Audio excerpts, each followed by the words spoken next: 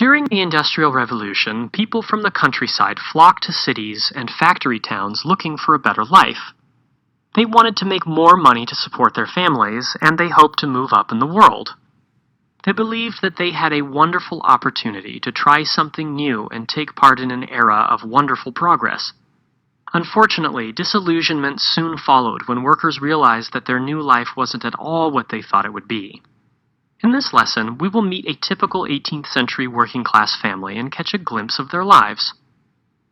Englishman Thomas Worker had been a farmer for nearly his whole life, but he quickly adapted to the changes and moved his family to a nearby city to take a job at a textile factory.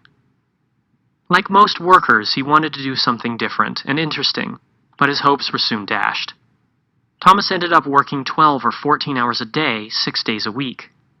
His work was monotonous and mind-numbing as he clanked away at the same machine day in and day out. His supervisor constantly barked at him to work faster, but it was hot in the factory. Between the heat, the dirt, the noise, the poor ventilation, and the lack of light, Thomas was physically and mentally exhausted by the time he got home. On top of that, he only made about 10 cents an hour, usually $8 to $10 a week. He knew he had made a mistake by giving up his land. Thomas' wife Mabel worked in the same factory. She didn't want to, but it was the only way her family could pay the bills. Nearly half of the workers in the factory were women, and hardly any of them liked their jobs. They would rather have been at home, caring for their families like they did before moving to the city. And at the end of her long workday, she put in the same number of hours as her husband, but didn't make nearly as much. Mabel had to go home, cook, clean, do the laundry, and take care of the children. She got very little sleep. Thomas and Mabel's children, Johnny, age 14, and Jenny, age 8, did not attend school. Instead, they worked in the factory just as their parents did, but they earned only about a penny an hour. Johnny hated his work.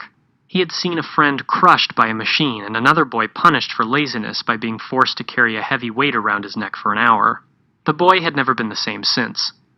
Little Jenny had started work just the year before. She was so small that she could fit easily between the huge machines, and her tiny fingers could reach where adult hands could not go. She was not even aware of the danger she was in every time she worked around those machines. Both children were pale, thin, and often sick. Unfortunately for the Worker family, their life at home wasn't much better than the hours they spent at the factory. The whole family crowded into a cheap, damp, one-room house that was connected back-to-back with several neighboring houses. Mabel was glad, however, that there were only 4 people in their family. Some of their neighbors had to cram 9 people into one of those dreary little houses. The neighborhood was dirty.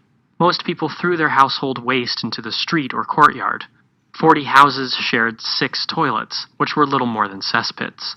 Fresh water was hard to come by, as were open air, sunlight, and places for families to play or exercise.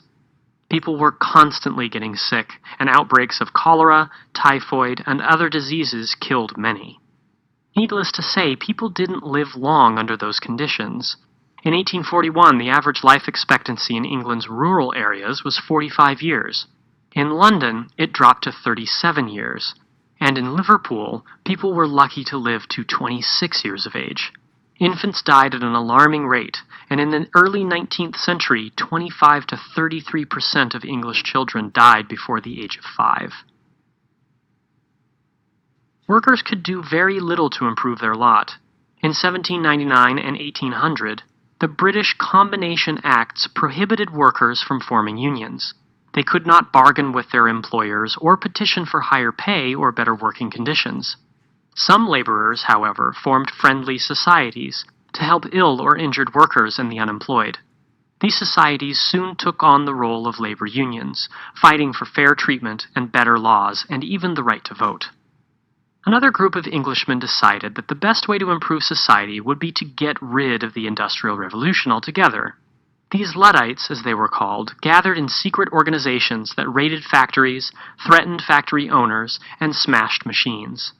Most moderate Luddites argued for laws to set minimum wages, regulate female and child labor, and organize unions. The British government treated the Luddites harshly, even imposing the death penalty on some of them. Other British citizens took different routes to improving working-class life. Philanthropists like Robert Owen built their own factories in towns, carefully regulating working and living conditions, and treating their workers with respect and dignity. Unfortunately, these communities were few and far between. Some Englishmen embraced socialism, an ideology that called for the government to abolish private property in the free market, seize ownership of all the nation's wealth, and dole it out to all citizens in the form of jobs, housing, education, healthcare, and pensions. Still others tried to work within the current system to make improvements. In 1832, the British Parliament appointed a commission to investigate child labor. Their findings resulted in the Factory Act of 1833, which banned children 8 years old and younger from working in factories and limiting working hours for older children. Inspectors were assigned to make sure the law was enforced. Further laws followed. In 1844, the government set a 12-hour maximum working day for women. In 1847, the maximum was dropped to 10 hours for women and children. An 1850 law prohibited women and children from working before 6 a.m. or after 6 p.m. In 1874, a law set a maximum 56.5-hour work week for everyone. In 1874, the government forbade children under 10 from working at all, and only half days for children from 10 to 14 years old. In 1901, the government set a minimum working age of 12 years old. Even with these philosophies and attempts at reform, the daily lives of industrial workers like Thomas, Mabel, Johnny, and Jenny remained harsh, difficult, and dangerous.